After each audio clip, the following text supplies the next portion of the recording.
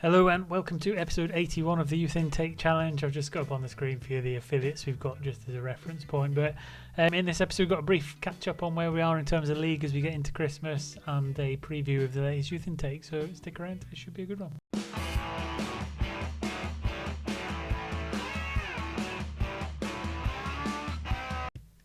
And straight into the competitions then. So Charity Shield, runners up again.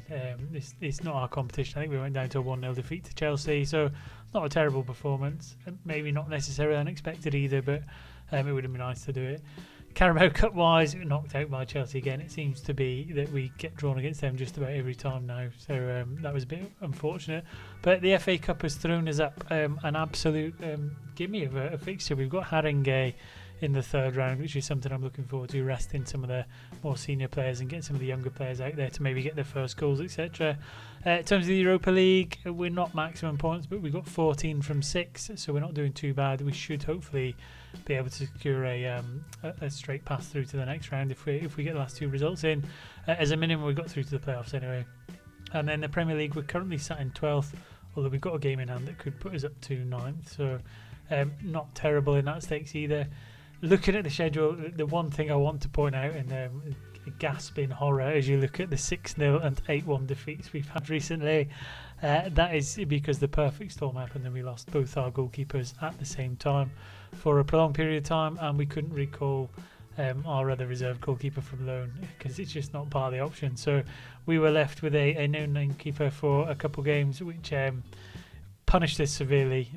We managed to scrape through the next couple of games with a 4-3 win at Tottenham. That was with the same reserve goalkeeper in there, but it really knocked us. It's stopped us getting any points against them two clubs, and it's put a huge dent in our goal difference as well. But the season as a whole, not too bad. They see that 1-0 loss to Chelsea in the Community Shield, and then again in the Carabao Cup. A bit unfortunate.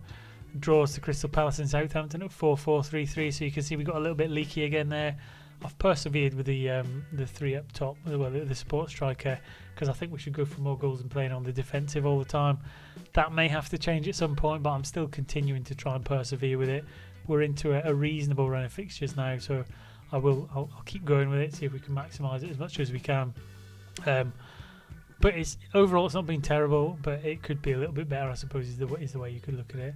Looking at the tactics first, you can see it's the tactics we've kind of carried on with. Support striker, just in behind the advanced forward, ball winning midfield, deep line playmaker, both on support. So not too much in terms of defensive, which is maybe why we've got a little bit more leaky. But again, I'll persevere, but may switch back to a defensive midfielder if it starts getting a little bit out of hand. In terms of the squad itself, you can see the two goalkeepers recovering from their injuries. I mean, I think we've got two of the best keepers in the league as a pair, certainly in terms of development, but to lose them both at the same time was a bit of a slap in the face. Kutlu, really good stats, one of the best keepers. He's now an established Premier League player. He's going to get a little bit better, but I don't know if Duncan might overtake him in the future. Duncan's got some really good stats. He's 4 years behind, but his potential threshold goes a little bit higher. So that's it. It's a close battle, really, but it's really good to have the competition between the two, and it's a position that I don't think we really have to worry about too much. In terms of the fullbacks, Brustad's continued to get some game time. He's played 15 games this season. He just keeps going strength to strength and delivering, and it's really difficult for Solken or Strid to get into that right back position in any kind of consistent basis, just because despite his value maybe not being as good or his potential threshold not being as good, Brustad just delivers a week in, week out. Left back, similar story. Josh Harris, he's made that his own, the Welsh left back, 21 years old. Bakuru sometimes gets the odd appearance in there, but I think Harris has kind of cemented his place as the first choice left back. Moving into the centre halves, I mean, it's been a fairly good and consistent season again for Carter and for Clifford, but we're getting more of an appearance for Jamiu Giwa. He's not got a defensive midfielder position to play in. We've played him a few games at centre half. My only worry with him is he's only 170 centimetres tall, and that's another reason why I might revert back to a defensive midfielder, is just because it's fitting him in the team in his ideal position when he's probably one of the most high potential players we've got at the club, and it'd be a shame to waste him, really. So that's where he is. The other one is Ares. He's had a few games at centre half, but again, 180 centimetres. He's not the biggest in the world. But he's developing. He's getting some good game time. But them two as a pairing at centre half long term is probably not what I really want to go for. So decisions to be made in terms of that defensive midfielder role. And again, thoughts in the comment section. Do we revert back, make ourselves a bit more defensively sound, or do we persevere and keep trying to get Primus and Liebert into the same team? So one to look at really. In terms of the centre midfielders, we'll have a quick glimpse at them, but Michael Oviehan, what else can you say about him? 26-year-old Nigerian. No one's really pushing him out of the team in the short term. 3.5 star. He's at his maximum potential. I mean, he does a really good job, and I don't think we've got anyone close to being able to do what he does. So he's a first teamer. And then Ahmed Sarkodie, who plays alongside him. Best player at the club, 98 to 106 million. Still got another half-star potential to get out of him. 24 years old, signed on a long-term contract. Again, maybe it'd be nice to get him in that defensive three with a bit more license to push forward. I think he was better last season when he could get in and contribute a few goals. So again, that's more food for thought for switching back. But again, we'll see. I might play with it over a few games. I'm kind of talking myself into it a little bit. Paul Brown had a few games, young 18-year-old New Zealand player. Not developed quite as much as we want to yet. His potential threshold's dropped slightly. But again, he's another option in there as a squad player, doing reasonably well. Surprise of the season, probably Chris Fulks. And the surprise isn't that he's got so much game time, because he's made 7 appearances, got 4 goals and 2 assists in the Premier League. Playing a lot more football than we maybe thought he would have when he came through in the latest intake. Only 16 years old, worth 31 to 41 million. I think what the surprise is Lilafan Samana came to us complaining he wasn't getting enough game time, and he's played 7 games, scored 3 and got 4 assists. So again, he's really putting in some performances, a really good average rating in the Europa League and the Premier League, to the point where I think he's pushed Fulks back out, which is a really massive surprise. But that competition on the right hand side now has really developed. A 22-year-old and a 16-year-old dominating on that right side, which really means that we're going to have to kind of leave our old mainstay Silverio and kind of push him out of the team. He's not going to get that many games anymore, even though he was quite consistent in his performance. He's nowhere near the ability or the potential of the players coming in, so that's one that's going to have to happen. And I think he's naturally ran his course. On the left hand side, I think Benedict Joseph, he's made that his own. He's overtaken Oza. He's getting lots more position on that left hand side.